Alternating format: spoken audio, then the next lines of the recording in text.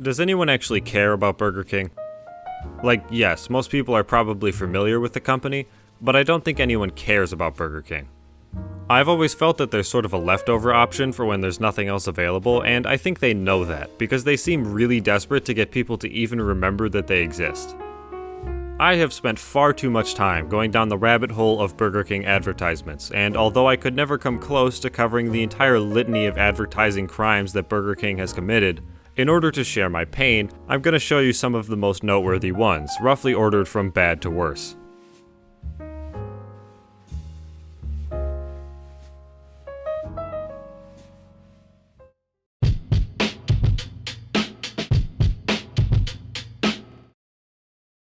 I'm sure everyone knows the King, as much as some of us would probably like to forget about him. But what you might not know is that he's actually had several iterations throughout the company's history. The earliest incarnation of the King that I could find appeared in a series of animated ads in the 60s. Your Highness, exactly what is it you go to Burger King for? Lunch. Sir, what is it that brings you to Burger King? Why, the Royal Motorcycle, of course. In 1976, Burger King changed directions and introduced the Marvelous Magical Burger King.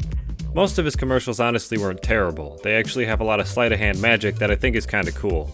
It is slightly disturbing though that the King seemingly just appears wherever he's being mentioned. But my favorite version has to be the intentionally uncanny, plastic-faced nightmare known colloquially as the Creepy King.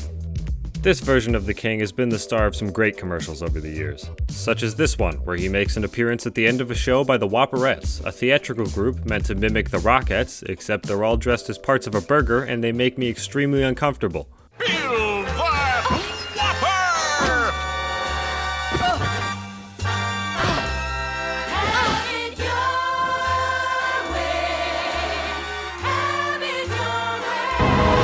Or this one, where he gets hit by a car and dies.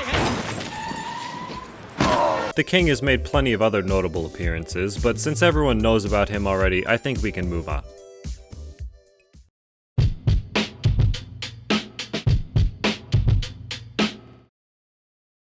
In order to highlight their flexibility with special orders and portray themselves as superior to the somewhat inflexible McDonald's, Burger King created the slogan "Have it your way" in 1974. Although this was the first time I'd ever heard of it, it's apparently an iconic slogan, thanks in part to this run of commercials they did. And would I have to wait long if you made one Whopper with no pickle and no lettuce? No, sir. Hold the pickle, hold the lettuce. Special orders don't upset us. All we ask is that you let us serve it your way. Okay. You could have just said no. Now that's the way to do things. Our way. Have it your way. Have it your way at Burger King. They also did a second variation of this one that is just as fantastic.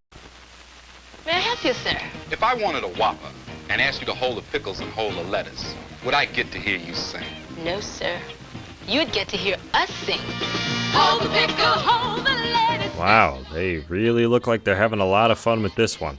I'm glad they stuck with the Elmer Fudd cosplay also. It really helps solidify their brand. Have it your way. Come on now. Have it your way. Have it your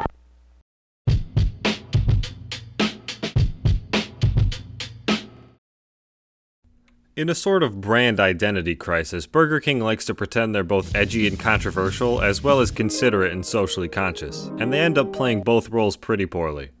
Not everybody wakes up happy. Sometimes you feel sad, scared, crappy. Oh god. Feeling blue. Kinda down. Can't wait to leave this closed-minded town. My boss is such a freaking creep. I just told him to go f himself. Okay, well, I respect the energy behind your statement there, but you did sort of fuck up the rhyme. When I'm feeling little sappy, not all angry, just not happy. I remember when I was depressed and I went to the therapist and they said, no, it's okay, just watch this musical poetry video by Burger King, and my depression was cured actually. Feel my way.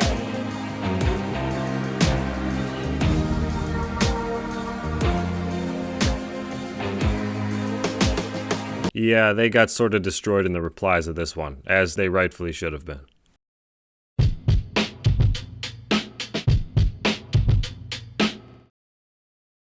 This is one that I personally remember seeing all the time when it came out.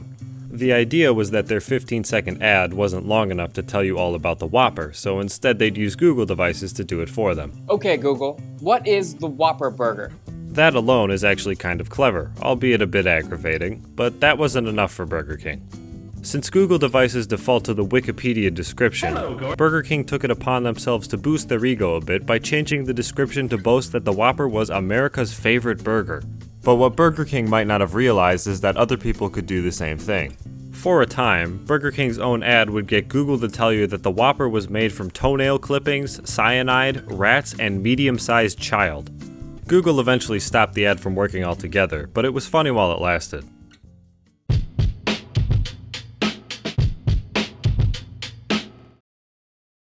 I know that I already talked about the King, but I remembered there's more I want to go over.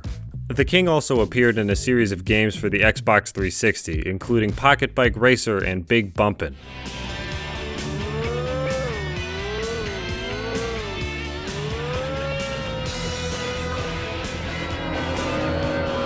There's not much to say about those two, other than that Big Bumpin' might be the worst name I've ever heard for a video game. The real attraction, however, was Sneak King, a fantastic game beloved by many. Yes, this is Sneak King. This is it. This is it. It's not like that funny. It's not that like crazy and rare. It's just stupid. And the true highlight of Sneak King was its intro sequence.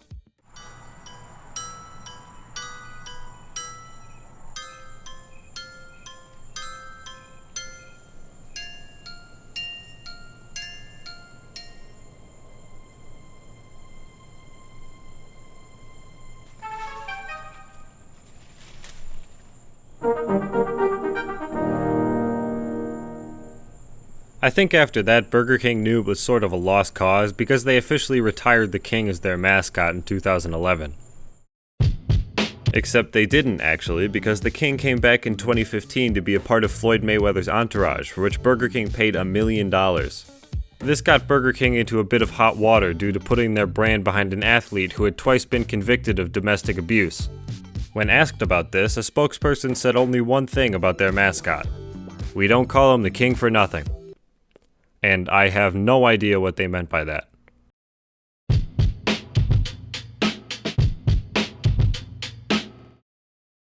Let's get this over with. I don't want to talk about this one for more than like 30 seconds. I am man, hear me roar. Oh my god, shut the fuck up. The number's too big to ignore, and I'm way too hungry to settle for chick food. So true. I hate women and their food. I will eat this meat. I am sure you will. I am starved. I am incorrigible. You know, nothing makes me hungry for a Whopper like watching a horde of guys tear their underwear off in the street. I am hungry. I am incorrigible. I am mad. I am so glad we don't have commercials like this anymore.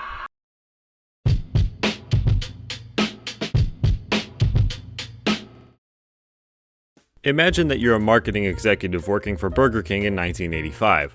Wendy's has struck gold with their Where's the Beef ad, and McDonald's is going strong, as always, with their McDLT promotion starring Jason Alexander. How do you retaliate with something big for Burger King?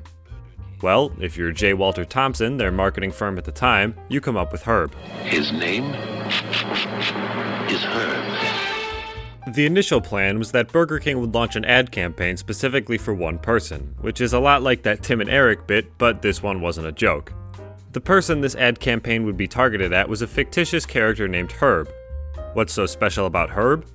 Well, according to Burger King, he was raised in Wisconsin, worked in a cheese factory, had sold decoy ducks, and had never eaten a Whopper. Herb is the one man who's never tasted a Burger King burger.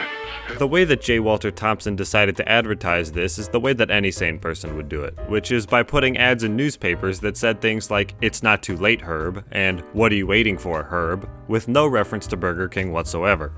After lots of indirect messaging, Burger King finally aired a television advertisement.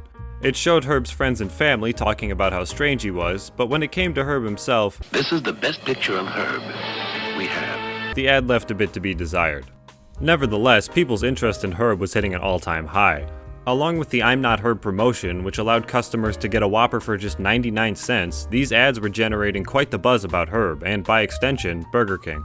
Things were looking good, with overall store sales up 10%.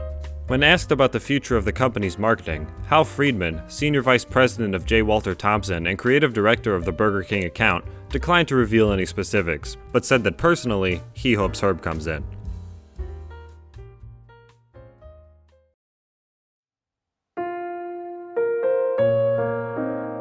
It's been weeks since the public heard anything new about Herb. Determined to recapture the minds of fast food customers, Burger King makes an important decision. It's finally time to reveal Herb. And how did they do that? Now the ultimate development in the search for Herb. Herb. Yeah. So this was Herb. Portrayed by actor John Menick, Herb, unofficially dubbed Herb the Nerd, had now tasted the Whopper and loved it. He loved it so much, in fact, that he would now be traveling across the country to visit countless Burger King establishments. And get this, the first person to spot him at each establishment gets $5,000 with a chance at $1 million. But it, didn't work. By the time that this ad came out, people's interest in Herb had dwindled, and they were not fond of him when he was revealed. Those who didn't see the reveal thought that if Herb wasn't eating at Burger King, maybe they shouldn't either. And those who did hated the character so much that when John Menick's hometown of Beaver Dam, Wisconsin honored him at their high school, the principal of that high school stated that some felt Herb the Nerd was going to bring a negative connotation to the state. To the entire state of Wisconsin. That is not the reputation you want the face of your company to have. But it doesn't end there. The Spot Herb promotion itself also had issues.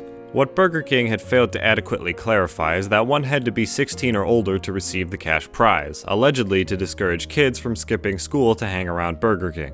So when Jason Hallman, a 15-year-old, found Herb at a Burger King in Alabama, he was denied the cash prize. People were outraged. The dispute gained so much traction that eventually the Alabama State Senate officially condemned Burger King's actions, saying they qualified as consumer fraud.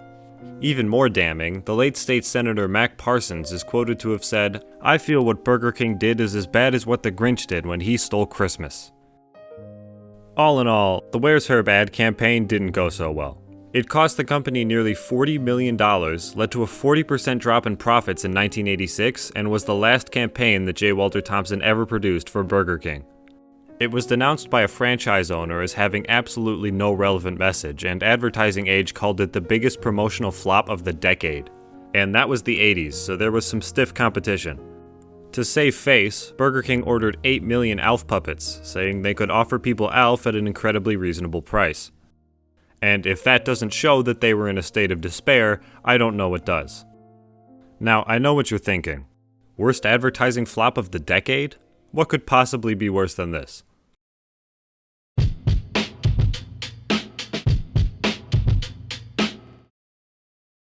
You asked for it. Cock Rock was a fictitious metal band that was created to promote Burger King's chicken fries. The main purpose of the band seems to be lowbrow comedy, because everything about them is based on some chicken-related pun. According to the Cock Rock lore, there was a tour planned, but it was cancelled because the main singer, Foulmouth, couldn't enter the US due to his criminal record in Canada. Also, their song titled Cross the Road notably has a music video which honors the Burger King tradition of showing vehicular manslaughter. For me, they're one of the greatest fictitious bands of all time, right up there with Your Favorite Martian. Or, sorry, I meant This Project is Retired, as their YouTube channel says. But not everyone agrees with me. Slipknot, for instance, issued a cease and desist and later sued Burger King and their ad agency on the grounds that they'd co-opted the band's signature look and style. Burger King and their agency responded to this by filing a counter lawsuit, basically saying, actually, we ripped off other bands too, until eventually both suits were dropped and everyone just willfully forgot that Cock Rock ever existed.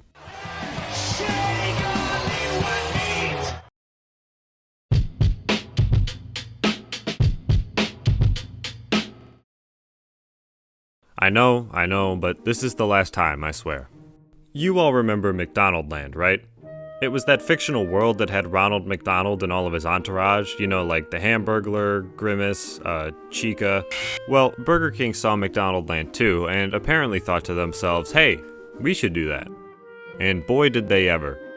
We're already acquainted with the marvelous magical Burger King himself, but he had a few companions that I'm sure many children came to know and love during the late 70s and early 80s. One such companion was the Burger Thing. Since I think the Burger Thing is kind of stupid, we're gonna gloss over him and move on to the Wizard of Fries. And I want you to picture in your head right now what you think the Wizard of Fries looks like. Okay, have you got that? Yeah? Did it look like this? Because that is sure as shit not what I thought it was gonna be. Yeah, so for some inexplicable reason, the Wizard of Fries is a robot that can duplicate French fries. And ignoring how incredibly narrow the use case is for that, Wizard of Fries is kind of a weird name for it, no? But whatever. Maybe I should give them credit for subverting expectations. I think they can still redeem themselves, so long as their next character is pretty good. I'm the Duke of Doubt, and I'll prove to you this monkey business isn't true. Whoa! So, that's the Duke of Doubt. What was it with these weird-looking prosthetic chins for characters in the 80s? I wouldn't want to be anywhere near this guy. How did they film kids' commercials with him? Stepping away from the visceral reaction I have to the image of the Duke's face, his character actually kind of made sense. You see, he didn't believe that the marvelous magical Burger King could actually do magic, and continuously attempted to debunk his seemingly spectacular feats, only to inevitably be humiliated. Floating in air, it's easy for me. Magic's only trickery. See, I can do it, standing on my head. Which, to me, shows that the king is essentially running a cult. He's got impressionable followers that refer to him not only as a king, but also as a marvelous and magical one, and the only person who questions the legitimacy of his supposedly supernatural actions is punished, shamed, and exiled. But, okay, I'll give them the benefit of the doubt. I mean, the McDonaldland characters were pretty creepy as well, and I guess a lot of things in the 80s seemed vaguely cultish. Are there any other characters to go over? Oh.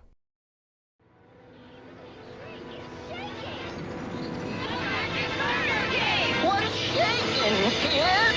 Who's that? Kid, meet Sir Shake-a-Lot. Sir Shake-a-Lot's my name. Drinking shakes is my game. In defiance of God, Burger King willed into this world the eldritch horror known as Sir Shake-a-Lot. Sir Shake-a-Lot is a knight wearing armor made of Burger King cups who loves shakes and drinks them so much that he becomes cold and shakes. Additionally, he scares the shit out of me. I couldn't find any footage of Sir Shake-a-Lot that didn't have an extremely low resolution, but that's okay, because I fear if I saw him too clearly, he would consume my soul. Great shake! Who let this happen? Who thought this was a good idea? I can't recover from having seen this. I guess at least I know there can't possibly be anything creepier than...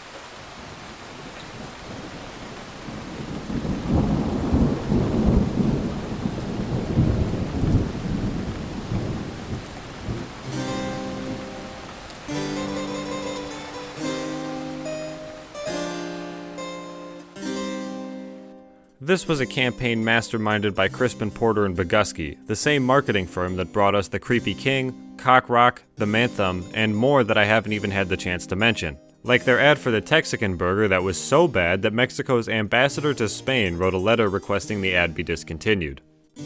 The idea behind the campaign is chicken the way you like it, and while it did premiere in typical advertisement form, the real terror with the subservient chicken goes a little deeper. See, Burger King went so far as to create a website for this campaign. Subservientchicken.com, which is an insidious domain name if I've ever heard one, was a website where you could command a chicken to do things. And if you're picturing something like this right now, you're in for a rude awakening, because this was the actual website. Burger King? What the fuck? This looks like something you'd see on LiveLeak. I'm worried this chicken is about to get murdered. This is not the way you should be advertising food. And that is the scariest chicken costume I have ever seen. Why are the arms not covered? Was it to make it more comfortable for the person wearing it? I'd be willing to bet it wasn't, because your agency admitted that the actor who was supposed to wear the suit backed out because it made him claustrophobic. And then when you had to use one of the suit's designers instead, he could only do 6 moves before you'd have to fan him off because of how hot it got in the suit. Why is the frame rate so low? Why is the UI so dark?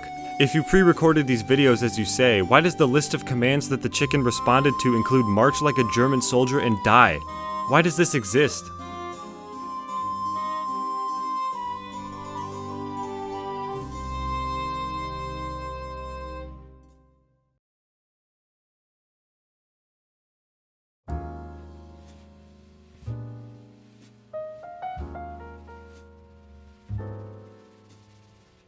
The feeling of being uncomfortable is a good thing.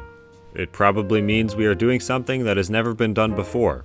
It means we are stamping in uncharted territory. That's a quote from Burger King's chief marketing officer. And if there's one thing that all of these ads have done successfully, it's make me uncomfortable. A lot of these ads were weird on purpose, and for some of them that worked. The Subservient Chicken was wildly successful. The website got millions of visits per day when it was online. And look at me. I mean, I've been sitting here talking about Burger King for, oh my god, that long? Ugh. Are these ads better than I gave them credit for?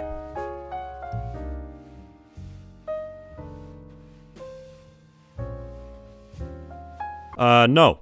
No, they're not. I mean, are you fucking kidding me? Just look at this shit. An entire team of people had to review this multiple times over, and the conclusion they came to was, yeah, that looks good, send it out. Like, what the fuck? How did that happen? Honestly, Burger King, after all this, there is no way you can salvage your reputation. I'm suggesting a total rebranding. Burger King is dead. From now on, your company is called Meat Monarch. And you can't sell the Whopper anymore, it's too recognizable. Instead, you'll sell, well, okay, I don't know, but just anything but a Big Mac. No, I didn't mean literally call it anything but a Big Mac, smartass. Wait, what? You guys already sold a sandwich called anything but a Big Mac? What the hell am I supposed to do? I give up. You're a lost cause. Don't ever ask me for help again. I don't know what the fuck I'm supposed to do.